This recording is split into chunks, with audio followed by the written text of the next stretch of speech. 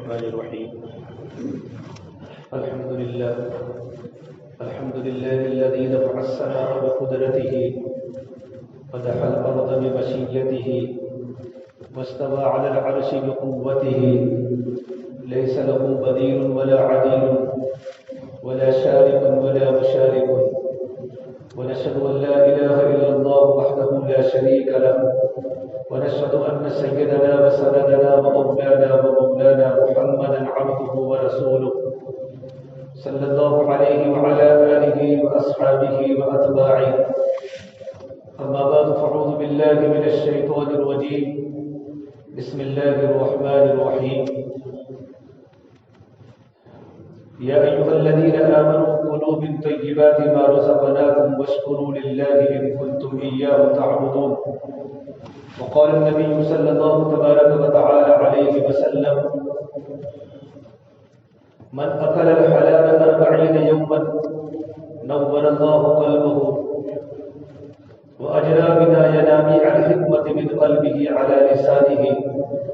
وقال النبي صلى الله تبارك وتعالى عليه وسلم: من أكل الحلال وعمل في سنة أو كما قال النبي صلی اللہ تبارک و تعالی علیہ وسلم. میرے محترم پیارے بھائیوں، اللہ تبارک و تعالیٰ نے انسان جو بھی کام کرتا ہے اللہ تعالیٰ نے ان کاموں کی خاصیتیں رکھی ہے. ہر عمل کی کوئی نہ کوئی خاصیت ہے کہ انسان جو بھی عمل کرے گا اس کا زندگی پر اثر پڑے گا. ایک انسان زہر کھاتا ہے تو زہر کھانے کا اثر ہے کہ انسان کو موت آئے گی، اور مختلف اطباء اور مختلف ڈاکٹروں نے اپنے پیشنٹ کو یوں کہتے ہیں یہ کھانا ہے یہ نہیں کھانا، یہ کھانا ہے یہ نہیں کھانا. جن کو ڈائبٹیز کی تکلیف ہوتی ہے ان کے لیے الگ کھانا ہے، جن کو بی پی کا پریشر ہے ان کے لیے تم تیل مت کھاؤ، گھی مت کھاؤ، نمک مت کھاؤ. ذیابیطس والے کو کہتے ہیں کہ تم میٹھا مت کھاؤ، کہ اس کی زندگی میں اثرات پڑتے ہیں اس کے اجسام پر، اس کے جسم پر. لیکن یہ ہو سکتا ہے کہ ڈاکٹر نے جو کوئی بات بتائی اس کے خلاف بھی ہو سکتا ہے. اللہ کے نبی صلی اللہ تبارک و تعالیٰ علیہ وسلم نے جو اعمال بتائے ہیں اللہ تبارک و تعالیٰ کی طرف سے، ان اعمال کا اثرات کا یقینی 100% ہے کہ انسان نیکی کرے گا تو نیکی کا اثر ہے، گناہ کرے گا تو گناہ کا اثر ہے.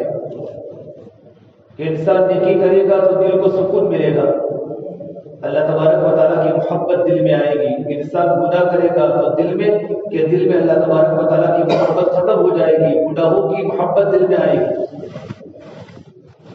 اسی طریقے پر میرے بھائیوں، انسان جو کھاتا ہے اس کھانے کا بھی اثر ہے. انسان جیسا لقمہ کھاتا ہے اس لقمے کے اثرات انسان کی زندگی پر مرتب ہوتے ہیں. امام غزالی رحمۃ اللہ فرماتے ہیں اگر انسان حلال کھاتا ہے تو حلال کے اثرات مرتب ہوتے ہیں.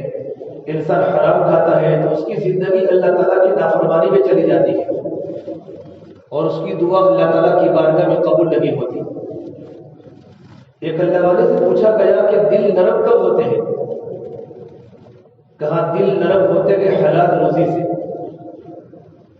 سہیل بن عبداللہ تستری علیہ رحمہ فرمایا کرتے ہیں اگر کوئی انسان یہ چاہتا ہو کہ اس پر انبیاء و صدیقین کے نشانات ظاہر ہوں، صدیقین کی علامتیں ظاہر ہوں، تو اپنے کھانے میں صرف پاکیزہ رزق کو تلاش کرے اور اللہ کے نبی صلی اللہ تبارک و تعالی علیہ وسلم کی سنتوں کے علاوہ کسی سنت پر عمل نہ کرے. اگر عبداللہ ابن مبارک رحمۃ اللہ فرماتے ہیں کہ اگر میرے پاس کوئی شک والا پیسہ آ جائے، شک والا ڈاؤٹ فل پیسہ آ جائے، ایک ڈاؤٹ فل پیسے کو میں واپس کر دوں مجھے 70 لاکھ درہم کے صدقہ کرنے سے بہتر ہے. ہمارے بزرگوں نے، ہمارے اسلاف نے کمانے میں اور خرچ کرنے میں بڑی احتیاط رکھی ہے. اللہ کے نبی صلی اللہ تبارک و تعالی علیہ وسلم کا ارشاد ہے کل قیامت کے میدان میں انسان جب تک 4 سوالوں کا جواب نہیں دے گا تب تک وہ آگے نہیں بڑھ سکتا. کیونکہ جان بھی اللہ تبارک و تعالیٰ کی امانت ہے، مال بھی اللہ تبارک و تعالیٰ کی امانت ہے. اللہ تعالیٰ نے انسان کے جان کو، انسان کے مال کو اللہ نے جنت کے بدلے میں خرید دیا ہے. جان ہماری نہیں، مال ہمارا نہیں، جان اللہ کی دی ہوئی امانت، مال اللہ تبارک و تعالیٰ کا دیا ہوا امانت۔ ان اللہ اشتری من المؤمنین انفسهم واموالهم بان لهم الجنہ۔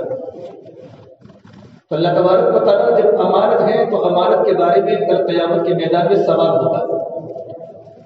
لا تزال قدم عبد یوم القیامہ حتی یسأل عن اربع، کہ آدمی کے دونوں قدم اس جگہ سے نہیں ہٹ سکتے جب تک انسان 4 سوالوں کا جواب نہ دے۔ سب سے پہلا جان کے بارے میں سوال ہوگا، عن عمرہ فیما افناہ، اپنی زندگی کو تم نے کہاں لگائی؟ کیونکہ زندگی اللہ تبارک و تعالیٰ کی نعمت ہے، جان اللہ تبارک و تعالیٰ کی نعمت ہے، تو تم نے اپنے جان کو کہاں استعمال کیا؟ کیا حلال کمانے میں استعمال کیا، اللہ تعالیٰ کی فرمانبرداری میں استعمال کیا، یا اللہ تبارک و تعالیٰ کی نافرمانی میں استعمال کیا؟ آپ صلی اللہ تبارک و تعالیٰ علیہ وسلم کے طریقے کو زندگی کا مقصد بنایا، یا اللہ کے نبی کے دشمنوں کو اپنا رہبر بنایا؟ مستقل جان کے بارے میں سوال ہوگا، ان عمرہ فیما افناہ۔ اور زندگی میں میرے بھائی جوانی، زندگی میں جوانی بھی آ گئی، بڑھاپا بھی آ گیا، بچپنا بھی آ گیا، لیکن رب العالمین مستقل جوانی کے بارے میں سوال کرے گا، عن شبابہ فیما ابلاہ، کہ تم نے اپنی جوانی کو کہاں لگایا؟ کہ مستقل جوانی کے بارے میں سوال ہوگا۔ حدیث پاک میں ہے کہ کل قیامت کے میدان میں 7 انسان اللہ تبارک و تعالیٰ کے عرش کے سائے کے نیچے ہوں گے، کہ ان میں اللہ کے علاوہ کوئی سایہ نہیں ہوگا، نفس نفسی کا عالم ہوگا۔ اس میں وہ نوجوان اللہ تعالیٰ کے عرش کے سائے کے نیچے ہوگا جس نوجوان نے اپنی جوانی اللہ تبارک و تعالیٰ کی عبادت میں گزاری۔ شاب نشب فی عبادت اللہ سبحانہ تبارک و تعالی، کہ وہ نوجوان جس پر اپنی جوانی کے قیمتی دن اللہ تبارک و تعالیٰ کی عبادت میں، اللہ کے دین کی محنت میں گزاری ہو۔ شیطان جوانی کو برباد کرنے میں در پہ ہوتا ہے۔ حدیث پاک میں لکھا ہے ایک انسان حلال غذا کھاتا ہے، ایک انسان حلال غذا کھاتا ہے، ایک نوجوان عبادت کرتا ہے، تو شیطان پوچھتا ہے نوجوان عبادت کرتا ہے کہ ہاں، تو شیطان پوچھتا ہے اپنے چیلوں سے، کہتا ہے اس نوجوان کی غذا دے۔ اس نوجوان کی غذا کیا ہے؟ کہ نوجوان 24 گھنٹے اللہ تعالیٰ کی عبادت میں لگا ہے، لیکن اس کی غذا اگر حرام کی ہے کہ اس نوجوان کو اپنی حالت پر چھوڑ دو، وہ کتنی ہی عبادت کرے گا، جب اس کی غذا حرام ہے اس کی عبادت اللہ کی بارگاہ میں قبول نہیں ہوتی۔ تو سوال ہوگا زندگی کے بارے میں، زندگی کہاں لگائی، جوانی کہاں لگائی۔ اور نمبر 3 سوال ہوگا مال کے بارے میں، عن مالہ من این اکتسبہ وفیما انفقہ، کہ تم نے مال کہاں سے کمایا اور مال کہاں خرچ کیا۔ مستقل کمانے کے بارے میں اللہ کی بارگاہ میں سوال ہوگا، تمہاری کمائی حلال کی تھی یا حرام کی تھی؟ من این اکتسبہ۔ آج دنیا میں بہت ساری نئی نئی کمپنیاں ہیں، نئے نئے شیئر ذکر ہیں، اور انسان سوچتا نہیں ہے کہ وہ حلال کی حرام کی، اور انسان اس میں کیا کرتا ہے، اپنے آپ کو ڈال دیتا ہے۔ تو میرے آقا صلی اللہ تبارک و تعالیٰ علیہ وسلم نے فرمایا، ان قریب میری امت پر ایک زمانہ آنے والا ہے کہ انسان کو یہ پتہ نہیں ہوگا کہ میں حلال کا کماتا ہوں حرام کا کماتا ہوں، اور من الحلال او من الحرام، کہ حلال کے لقمے کا اثر ہے اور حرام کے لقمے کا اثر ہے۔ اللہ کے نبی صلی اللہ تبارک و تعالیٰ علیہ وسلم ایک مرتبہ گھر میں عائشہ فرماتی ہے، آپ گھر میں کروٹیں بدل لگے ہیں، گھر میں سوتے نہیں پوری رات۔ یا رسول اللہ آپ کو پوری رات نیند کیوں نہیں آتی، آپ کروٹیں بدلتے ہیں؟ کہ عائشہ میں کیا کروں، گھر میں ایک کھجور پڑی ہوئی تھی اور میں نے کہا میں نے کھجور کو کھا لی تاکہ کھجور ضائع نہ ہو جائے، لیکن بعد میں مجھے اس بات کی فکر ہوئی ہے کہیں کھجور صدقے کی نہ ہو۔ حالانکہ ہو سکتا ہے کہ کھجور میری ذاتی ہوگی، لیکن جو کہ صدقے کا مال اللہ کے نبی کے گھر پر آیا کرتا تھا اور آپ صلی اللہ تبارک و تعالیٰ علیہ وسلم ان مالوں کو تقسیم فرماتے تھے، تو مجھے خطرہ ہے کہ صدقے کی کھجور نہ ہو، اس سے پوری رات مجھے نیند نہیں آئی۔ یہ مال کے بارے میں احتیاط، غذا کے بارے میں۔ آپ صلی اللہ تبارک و تعالیٰ علیہ وسلم ایک انصاری صحابی کی نماز جنازہ پڑھ کے آ رہے تھے، تو ایک قاصدہ ایک عورت کی طرف سے، اور کہ اللہ کے نبی آپ کی کھانے کی دعوت ہے، تو آپ صلی اللہ تبارک و تعالیٰ علیہ وسلم صحابہ کرام کو لے کر اس کے گھر پر کھانے گئے۔ صحابہ کرام کا بیان ہے جب اللہ کے نبی نے لقمہ اٹھایا، لقمہ تو لقمہ کھانے کے بعد لقمہ نگلا نہیں جاتا، چبا رہے گئے، چبا لیکن لقمہ پیٹ کے اندر نہیں جاتا۔ تو میرے نبی نے فرمایا ہو سکتا ہے ایک گوشت مالک کی اجازت کے بغیر لیا گیا۔ تو آپ اس عورت سے پوچھا یہ بکری تو نے کہاں سے خریدی؟ کہ اللہ کے نبی صلی اللہ تبارک علیہ وسلم میں نے بکریوں کے ریوڑ میں قاصد کو بھیجا تھا بکری کو خریدنے کے لیے، لیکن بکریوں کے ریوڑ میں بکری نہیں ملی، تو پڑوس کے گھر پر بکری تھی، میں قیمت کو دے کر پڑوسی کے گھر پر بکری کو خریدنے کے لیے ایک انسان کو بھیجا، لیکن پڑوسی گھر پر موجود نہیں تھا، تو اس کی عورت نے اپنے شوہر کی اجازت کے بغیر بکری مجھے دے دی، میں نے بکری کو ذبح کر لیا۔ میرے آقا نے فرمایا کہ گوشت قیدیوں کو کھلا دو، نبی کے لیے گوشت کا کھانا حلال نہیں ہے۔ تو جہاں بھی دعوت دی، جہاں بھی وہ انسان چلا جاتا ہے کہ حلال کے لقمے کا اثر ہے کہ دل نرم اس وقت بنے گا جب انسان کا کھانے کا لقمہ حلال کا ہوگا۔ حضرت علی ایسا فرمایا کرتے تھے لقمہ سمندر کے خیالات موتی ہیں، جیسا لقمہ ہوگا ویسے خیالات بنیں گے۔ اور بخاری شریف میں اللہ کے نبی فرماتے صلی اللہ تبارک و تعالی علیہ وسلم کہ ان اللہ طیب لا یقبل الا طیبا، کہ اللہ تبارک و تعالیٰ کی ذات تو پاکیزہ ہے اور اللہ تبارک و تعالیٰ پاکیزہ روزی کو ہی پسند فرماتے ہیں، اللہ حرام لقمے کو پسند نہیں فرماتا۔ پھر اللہ تبارک و تعالیٰ نے جن چیزوں کا اپنے امت کو حکم دیا ہے انہی چیزوں کا انبیاء علیہ السلام کو حکم دیا۔ انبیاء علیہ السلام کو فرمایا یا ایھا الرسل کلوا من الطیبات واعملوا صالحا، یہ انبیاء کی جماعت پاکیزہ روزی کھاؤ اور نیک عمل کرو۔ یہ نیک عمل کی توفیق، اللہ کے سامنے راتوں کے رونے کی توفیق اور قرآن کریم کی تلاوت کی لذت اور اللہ کے سامنے رونے کی مزت اور رونے کی گریہ زاری اور نمازوں کی پابندی یہ حلال غذا سے ہوگی۔ اور اللہ نے ایمان والوں کو حکم دیا ایمان والوں ہم نے تم کو جو رزق عطا فرمایا ہے اس میں سے پاکیزہ روزی کھاؤ۔ یا ایھا الذین آمنوا کلوا من طیبات ما رزقناکم واشکروا للہ ان کنتم ایاہ تعبدون۔ بھائی رزق تو اللہ تبارک و تعالیٰ دیتا ہے۔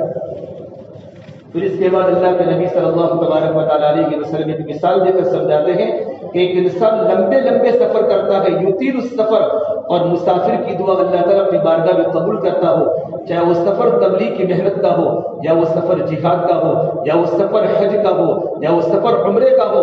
ایک آدمی دین کے لمبے لمبے سفر کرتا ہے اور سفر کی وجہ سے اشعث اغبر، اس کا پورا بدن مٹیالہ ہو چکا ہے، اس کے بدن کے کپڑے میلے ہو چکے ہیں، یمد یدیہ الی السماء، اللہ تبارک و تعالیٰ کے سامنے اپنے ہاتھوں کو اٹھا کر یوں کہتا ہے یا ربی اے میرے پروردگار میرے گھر کا ماحول کیسا ہے، میرے بچوں کے پاس کچھ نہیں ہے، میرے بچوں کی منگنی نہیں ہوتی، میری بچیوں کی اولاد نہیں ہوتی، میرے گھر پر بہت سارے مسائل ہیں، ہمارے گھروں میں آپس میں ٹکڑے ٹکڑے ہیں، گھروں کے اندر بد اخلاقیاں ہیں، کشیدگیاں ہیں، گھر کے سارے پرابلمس اللہ کے سامنے کہتا ہے۔ اور مسافر کی دعا تو اللہ اپنے بارگاہ میں قبول کرتا ہے، تو اللہ تبارک و تعالیٰ کی طرف سے آواز آتی میرے بندے ملبسک حرام، تیرا پہننا تو حرام کا ہے، مطعمہ حرام، تیرا کھانا بھی تو حرام کا ہے، ومشربہ حرام، اور تیرا پینا بھی تو حرام کا ہے۔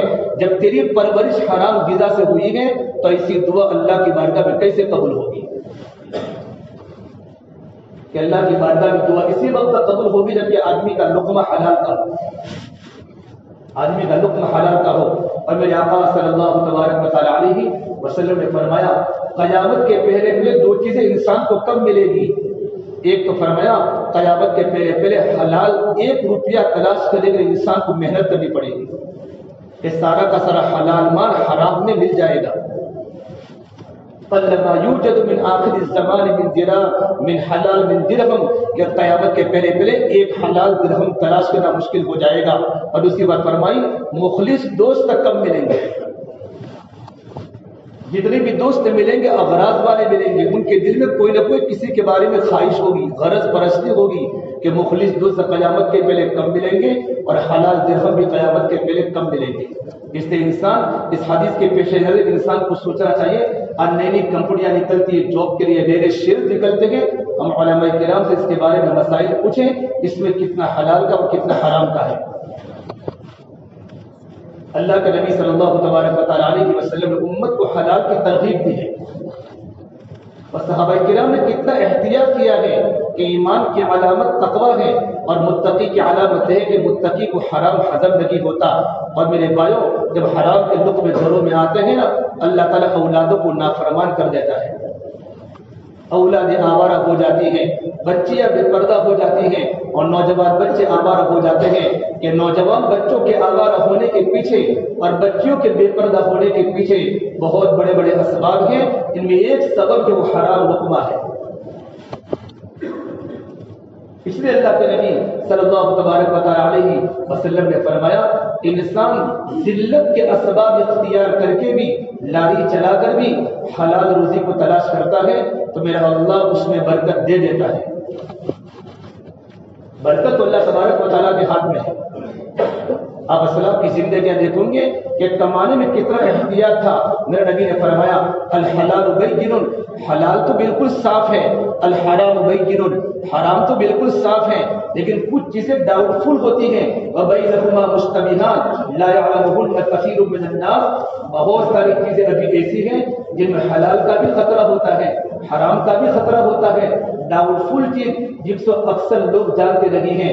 میرے آقا صلی اللہ تبارک و تعالی علیہ وسلم نے فرمایا اگر کوئی انسان ڈاؤٹ فل چیزوں سے بھی اپنے آپ کو بچائے گا، استبرأ لدینہ وعرضہ، اللہ تبارک و تعالی اس کی عزت کی حفاظت کریں گے اور اللہ تعالی اس کے دین کی حفاظت کریں گے۔ کہ اپنے آپ کو ڈاؤٹ فل چیزوں سے بچانا۔ پھر میرے نبی نے فرمایا اور جو انسان ڈاؤٹ فل چیزوں میں داخل ہو گیا، جن میں حلال کا بھی شک ہے، حرام کا بھی شک ہے، اور اس میں داخل ہو گیا تو کیا ہوگا، وہ حرام میں گھس جائے گا۔ پھر میرے آقا صلی اللہ تبارک و تعالی علیہ وسلم ایک مثال دی ہے، ایک چرواہا اپنی بکریوں کو چراگاہ کے آس پاس پہ چراتا ہے تو خطرہ ہے کہ بکریاں چراگاہ کے اندر منہ ڈال دے، اس بات کا خطرہ ہے۔ جب انسان ڈاؤٹ فل چیزوں کو اختیار کرنا چاہے گا، انسان حرام میں گھس جائے گا۔ پھر میرے نبی نے فرمایا ان لکل ملک حمن، ہر بادشاہ کی کوئی نہ کوئی باڑ ہوتی ہے، اللہ تبارک و تعالیٰ کی باڑ حرام کردہ چیزوں سے اپنے آپ کو بچانا ہے۔ حلال لقمے کے اثرات ہیں اور حرام غذا کے اثرات ہیں۔ حلال لقمے جب گھروں میں آئیں گے، ہماری بچیوں میں نیکی کا شوق پیدا ہوگا، ہمارے جوان لڑکے راتوں کو رونے والے بنیں گے۔ امام احمد بن حنبل رحمۃ اللہ علیہ الجزائر میں رہتے تھے، امام شافعی رحمۃ اللہ علیہ مصر میں رہتے تھے۔ امام شافعی کا آخری زمانہ مصر میں گزرا۔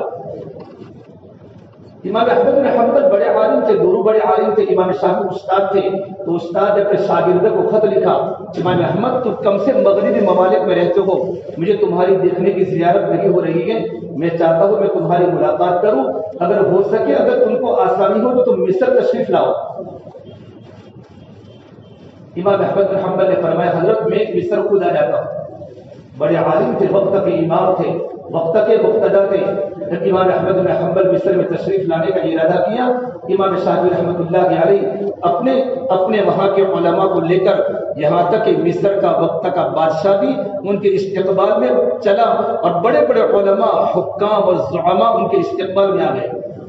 اور امام شافعی کے گھر میں تو عجیب منظر تھا، ان کی بچیاں بڑی خوش تھی، آج میرے گھر پر اللہ کے نیک بندے تشریف لانے والے ہیں، اللہ کے نیک بندے کا ہمارے گھر پر قیام ہوگا، ہمارے گھر پر کھانا ہوگا۔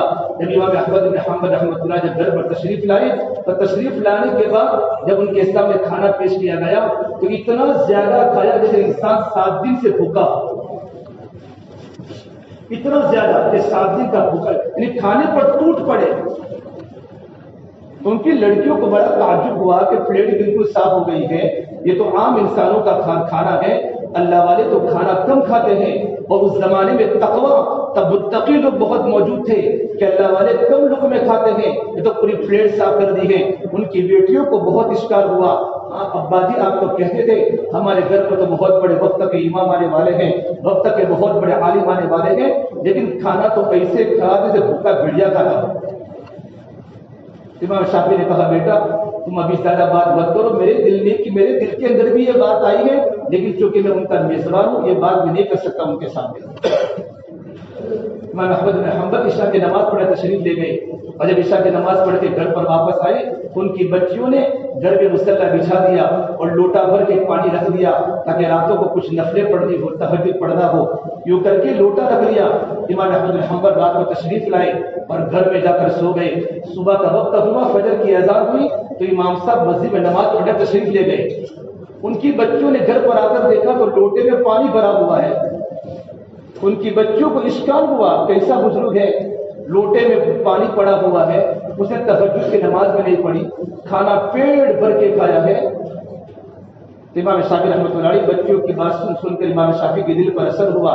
امام احمد بن حنبل نے تشریف لائے تو کہا حضرت میں آپ میں کچھ بدلاؤ دیکھ رہا ہوں، یہ بدلاؤ کب سے آیا؟ دنیا کی محبت، کھانے کی محبت، اور آپ نے راتوں کو نفلیں نہیں پڑھی۔ اللہ والوں کی نظر بڑی عجیب ہوتی ہے۔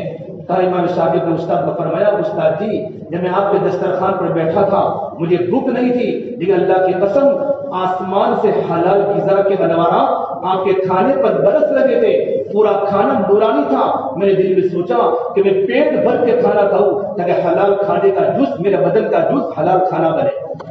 اس لیے نہ چاہتے ہوئے بھی پوری پلیٹ کو میں نے صاف کر لی تاکہ میرا بدن کا جز حلال کھانا بنے۔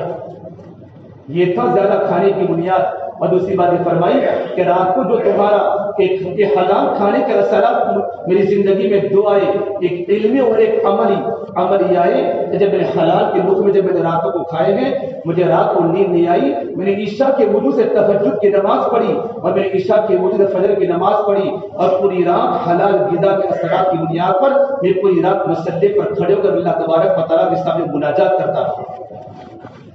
حلال غذا کے اثرات ہوئے اور علم یہ فائدہ ہوا کہ حلال کے لقمے سے میں نے قرآن کریم کی ایک آیت سے 100 مسئلے مستنبط کیے، 100 مسئلے میں نے قرآن کریم کی آیت سے نکالے۔ میرے دماغ میں اللہ نے علم کے دروازے کھول دیے، میرا دماغ علم کی بنیاد پر پک رہا تھا، اتنے اللہ تعالیٰ کے انوارات میرے ذہن پر بارش ہو رہی تھی۔ یہ حلال غذا کے اثرات ہیں۔ میرے بچوں کو بھی حلال کھلاؤ۔ کیوں سنیچر سنڈے کو ہوٹلوں میں چلے جاتے ہو اور ہوٹلوں میں جانے کی بنیاد پر اکثر بچوں کی زندگی خراب ہو جاتی ہے؟ ہمارے قریب کے پڑوس کے بہت بڑے عالم مولانا ذوالفقار نقشبندی فرماتے ہیں کہ ہمارے مدرسے میں ایک بچہ مدرسے میں درس حفظ پڑھتا تھا، استاد نے بڑی محنت فرمائی لیکن بچہ چلتا نہیں تھا کہ استاد نے مجھے کہا میں بچے پر بہت محنت کرتا ہوں لیکن بچہ مدرسے میں چلتا نہیں۔ تو وہ اس بچے کا ابو بھی ڈاکٹر تھا، اس کی امی بھی لیڈی ڈاکٹر تھی۔ بچے کو بلا کر پوچھا بیٹا تم سیٹرڈے سنڈے کو کھانا کہاں کھاتے ہو؟ کہ ہم ہوٹل میں کھانا کھاتے ہیں، ریسٹورنٹ میں کھانا کھاتے ہیں۔ حضرت کوئی بات سمجھ میں آ گئی تو میں تمہارے ابو تمہارے امی کو گھر مدرسے میں بلاؤ، اور بلانے کے بعد فرمایا کہ تم حرام غذا چھوڑ دو۔ ہوٹلوں میں کھانا پکانے والے اکثر بے نمازی ہوتے ہیں، پتہ نہیں کہاں سے کھانے آتے ہیں، اس لیے اپنے آپ کو گھروں کے کھانے میں تم خود گھروں کے کھانا کھاؤ۔ حرام نہیں ہے، کھانا انسان کھا سکتا ہے لیکن تقوی کی چیز ہے کہ آدمی حلال اور طیب چیزوں کو کھاوے اور اپنے بیٹے کو حلال روزی کے لقمے کھلاؤ۔ حضرت کی بات سننے کے بعد میاں بیوی دونوں بات سمجھ گئے۔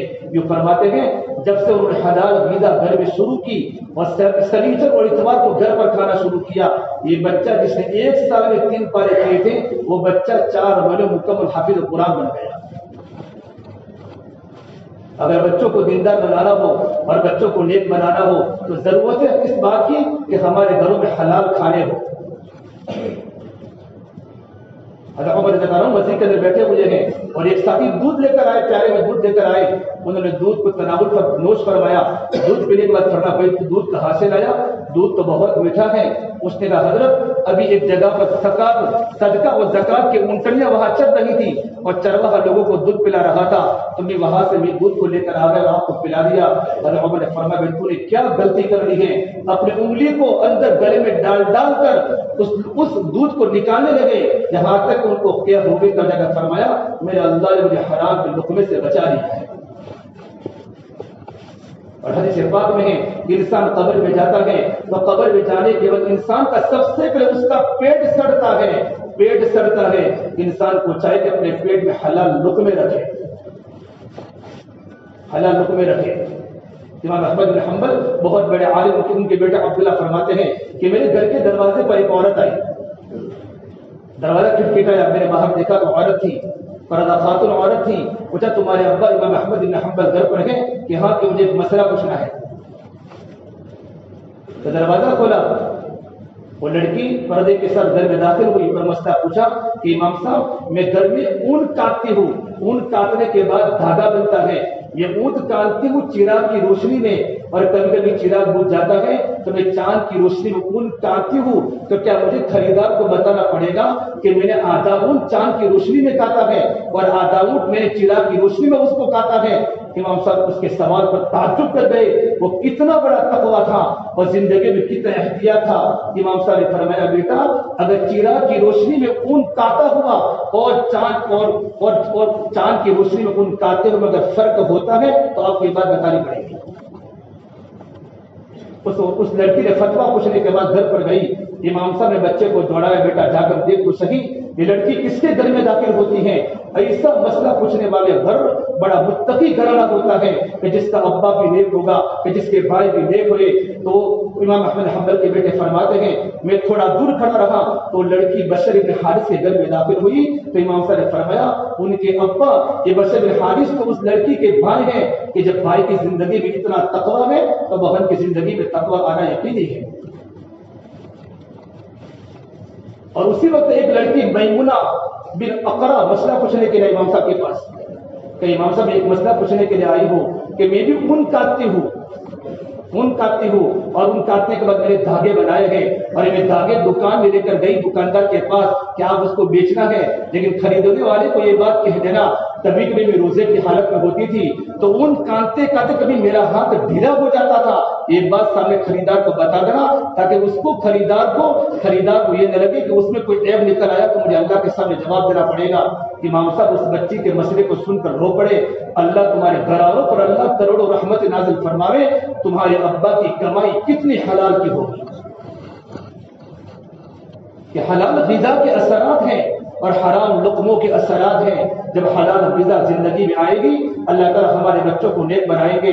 افغانستان کے بادشاہ دوست محمد بہت بڑے بادشاہ گزرے ہیں، ان کی دینی ضرب المثل سے پہلے ان کا لڑکا کسی نے کہا کہ آپ کے ملک پر کوئی انسان حملہ کر رہا ہے، اپنے بیٹے کو جھنڈا دے کر بھیجا کہ بیٹا ملک کو فتح کرو۔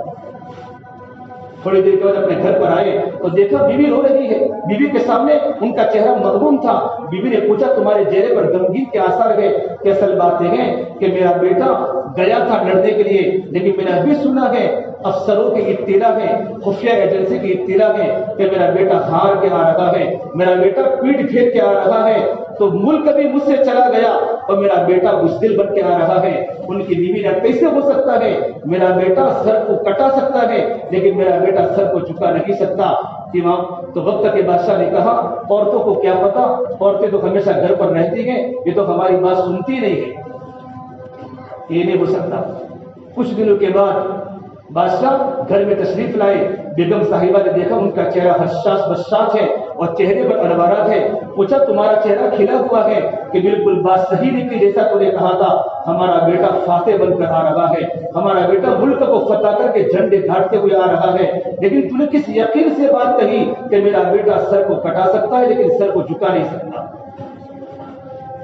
تو قاری تیسا میں لکھا ہے کہ ان کی بیگم نے کہا یہ تو راز کی بات ہے، میں راز کے بعد آپ کو نہیں بتا سکتی۔ تو بادشاہ سلامت نے کہا اگر تو راز کی بات نہیں بتائے گی تو کون بتائے گا؟